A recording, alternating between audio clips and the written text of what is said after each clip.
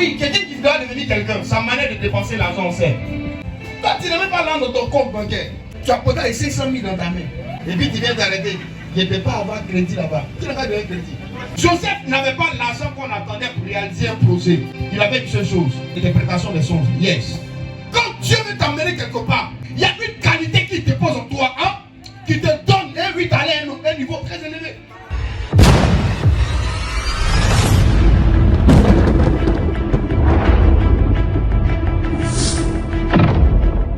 Nous étions alliés des gerbes au milieu des champs.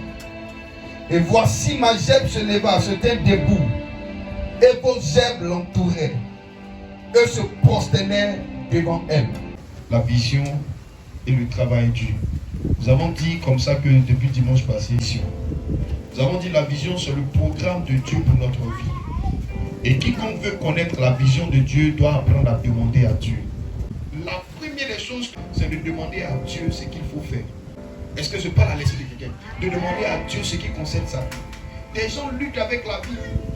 iPhone ne peut jamais devenir frigo. Chaque chose que Dieu a créée, c'est pour un but. De la même manière que les hommes créent les choses pour un but. C'est comme ça que tout ce que Dieu a créé, c'est pour un but. Et c'est pour cela que tout homme qui veut réussir sur la terre doit aller demander à son Créateur ce pourquoi il a été créé. Des hommes ne connaissent pas ce pourquoi ils ont été créés parce qu'ils refusent de chercher Dieu dans la prière. Ils refusent de demander à Dieu dans la prière. Tout le monde est paresseux, tout le monde ne veut pas prier. On est assis là, Dieu n'a qu'à nous dire de façon caillardement ce à quoi il nous a appelés. Écoute-moi bien, écoute-moi bien. La paresse est un alibi que l'esprit des ténèbres utilise pour t'empêcher de connaître ce pourquoi tu es né. Et quand vous avez une vision, peu importe les combats auxquels vous faites face, ça ne quitte jamais devant vous. Beaucoup de personnes luttent, transpirent, ils luttent avec la vie, tout est bloqué autour d'eux parce qu'ils ne savent pas où ils doivent travailler.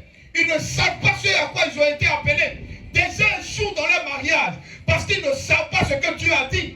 Des gens échouent dans les affaires parce qu'ils ne savent pas ce que Dieu les reproche, ils ne savent pas où Dieu les veut.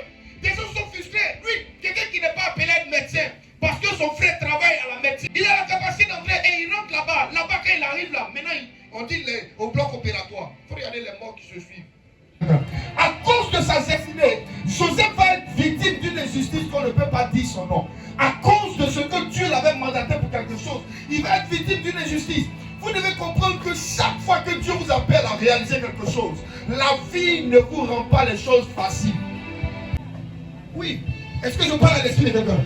Ce qui enchaîne aujourd'hui beaucoup de retard, c'est parce que les gens n'accordent pas de l'importance à ce que Dieu a dit sur leur vie. Quand tu accordes l'importance à ce que Dieu a dit sur ta vie, la première des choses qui commencent à se manifester dans ta vie, la discipline. Comment toi tu travailles? Tu travailles comment? Demande à ton frère. Comment tu travailles? Quelqu'un qui doit faire KFC. Quand tu vois, tu connais. Oui. Il y a des personnes ensemble. Nous-mêmes on sait. Nous tous on fait commerce. Mais on sait que ceux-là, ils ont une grâce de commerce. Qui a déjà constaté ça sur les gens? À ça. Oui, et de telles personnes, quand ils veulent travailler pour l'État, quand ils les regardent, ils me font pitié au fait. Ils ne voient pas combien de fois ils vont appauvrir beaucoup de personnes. Beaucoup de personnes ont de grands rêves. Ils veulent réaliser leurs rêves, mais ils ne veulent pas